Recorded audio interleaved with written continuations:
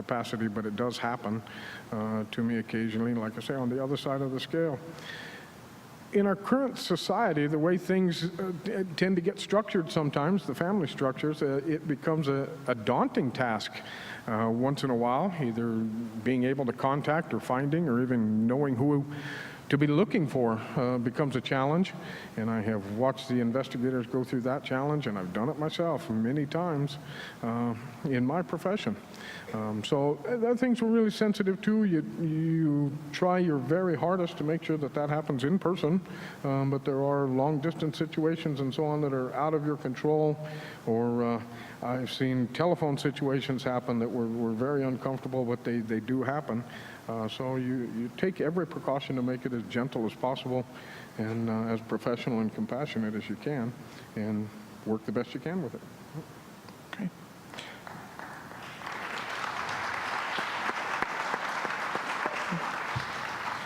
Eric, any other thoughts on that topic? Okay. Brian, you're good? Okay. Okay, Brian, you'll answer this one first. When autopsies are required, do you intend to attend them on a case-by-case basis, always participate, or never participate? What do you think your level of participation will be? Well, the level of participation in autopsies is probably quite variable. I think that's a hard number to pin down. I will compare it to the work that I currently do for the coroner's office when forensics are required. In about 80% of the cases that require forensics in Pueblo County, I'm the guy that actually goes to that autopsy, or at least takes the deceased there. When the timing works, I stay and participate for some time. That doesn't happen as often as you may think because there are other things going on in the world. So when timing permits, I allow that. If I was coroner and was still doing that sort of work, I think the situation would be that I would stay and see it to fruition far more often than I currently do now. Under the system that's used in almost every county in Colorado today, the coroner himself, him or herself, does not do autopsies in the vast majority of the 64 counties. A pathologist of some sort or another, either a medical pathologist at a hospital or a forensic pathologist in some facility somewhere, does that work, and the coroner's not required to be a part of it, but he or she certainly could be. In Pueblo County, according to the State Department of Health and Environment, there were 320 autopsies performed on last calendar year, 2013, on individuals who passed away in Pueblo County, and the coroner's office was responsible for 215, I believe is the number the coroner's office was responsible for there. The rest would have been private autopsies contracted by family members for other reasons. So as you can see, it's a great number. I don't know that I would have the time to do it all, but I would certainly hope to participate in as many as I could. Okay. Eric? Could you please repeat the question? Absolutely. When autopsies are required, do you intend to attend on a case-by-case basis, or what do you think your level of participation would be? Well, I've attended a few autopsies already, but I think that probably is more of a case-by-case thing. The coroner's office is charged with determining the cause and manner of death, and that's all statutorily defined. The coroner's participation in that autopsy is not necessary per se, as the pathologists are doing the bulk of the medical work, and they provide those reports back to the office, which we review and then use the reports that the investigators generate to determine that cause and manner of death and to certify it. As far as participation, certainly, I believe that attending some of those autopsies will be rather beneficial. Okay. Brian, any other thoughts on that?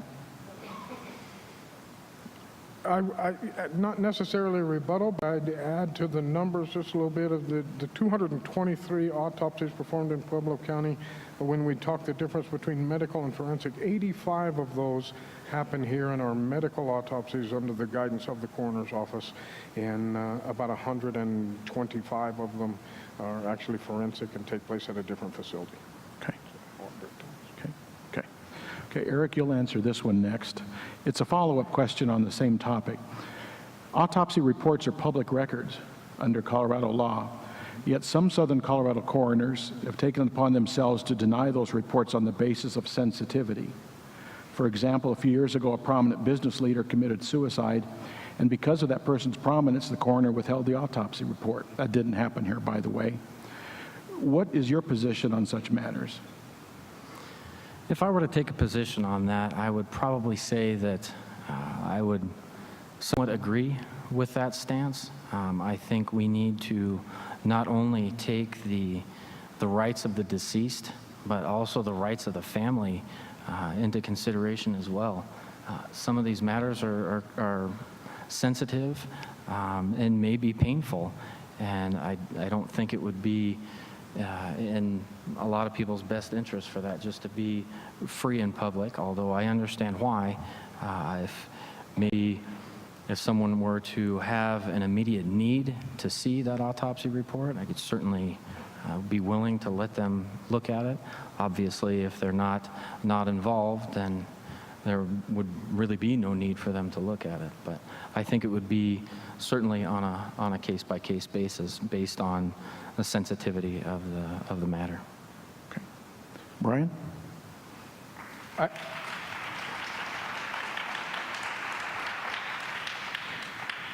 I didn't hear all the details of the question. Sure thing. Autopsy reports are public records under Colorado law, and yet some Southern Colorado coroners have taken it upon themselves to withhold those reports anyway because of sensitivity. What would be your position? That is a difficult stand to take. Position on autopsy reports would be certainly to release the information to the direct next of kin, and they can release it to whoever they want to at that point. You wouldn't necessarily be responsible for it because you have given it to that person. Open Records Acts and so on get somewhat convoluted. I understand that under Colorado law, autopsy reports can be considered public record. Anything that went beyond my understanding of the law as it stands today, I would refer to the county attorney, and I certainly wouldn't take the opportunity or the chance to expose Pueblo County to the liability of releasing information that should not be released. I'd follow the law just as closely as it could be interpreted, first by myself and second by the county attorney.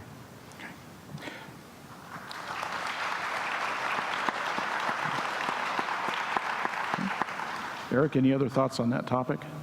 Okay, Brian? Okay. Let's see, Brian, you'll answer this one first. The outgoing county coroner, James Kramer, who's with us tonight, has served with distinction and without controversy for many, many years. Yet it's inevitable that a new coroner will want to make some changes. What changes do you envision making? Sure. It's inevitable that as a new coroner, you still would consider some changes. What changes do you envision making? Certainly, that's a great question. And if you'll indulge me, I'll use a timely analogy to describe any kind of changes that I'd want to implement. If I was head coach of a team, any new plays that I would send in would certainly be suited to the players that are on that team currently. And I think we have a wonderful group of investigators and office administrator now, and any changes that come up, I think would consulting with the people who are there now would play a big part in any changes I would make. So having said that, I do feel that to avoid the word change, make it more comfortable for everyone, I'll call it evolution. I do feel that the opportunity is there for the evolution, maybe firstly in the communication systems that we use in the office today, to move them more under the county wing. I think there are opportunities available with some of the new county communication that the coroner's office could share and tag along with. And I think under IT, that could certainly be an opportunity too. But I certainly wouldn't want to disturb the system that we have now. I'd simply want to improve it as best we could. When you talk about change, I think there are several long-term goals that we can certainly look at, and I think they've been looked at in the past, and rightfully so. But we are the only Category 1 county in Colorado that does not have its own standalone coroner's office facility. I understand the financial condition of the county currently, but I think that's a long-term goal we can build toward and start discussing in the county as something we could use. But as far as day-to-day changes of the operation of the Pueblo County Coroner's Office, I can demonstrate that it runs very smoothly, very professionally, and very compassionately by the fact that the Pueblo Chieftain doesn't ever have any controversial articles about us in it. So.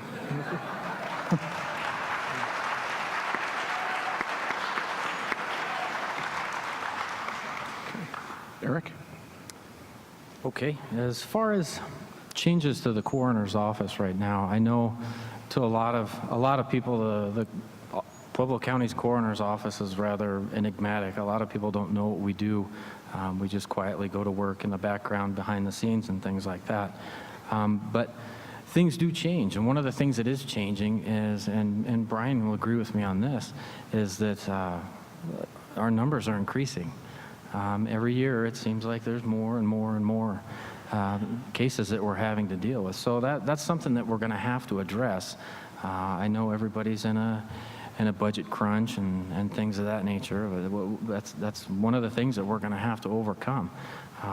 It's crucial that these services are provided. We can't go back on that. As far as what direct changes I would make, there's going to be a steep learning curve. There's no doubt about it. I do currently work at the coroner's office, but the office of the coroner and doing Mr. Kramer's job, I know a lot about it, but he's done an incredible job for a long time, and I don't think I would jump in with both feet and make broad changes in any way, shape, or form. Just learning is going to be difficult enough, but I don't foresee any great changes in at least the near future.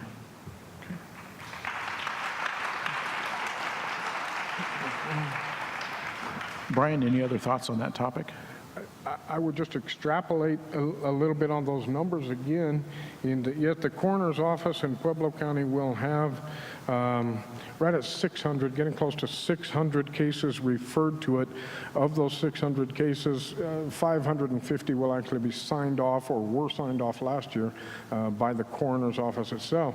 But just to demonstrate the growth that's been mentioned here tonight and the inevitable evolution that will come with that growth is the fact that as of last night, we were 17% in caseload ahead of where we were on yesterday's date last year. So growth is inevitable and is going to happen, certainly. Okay.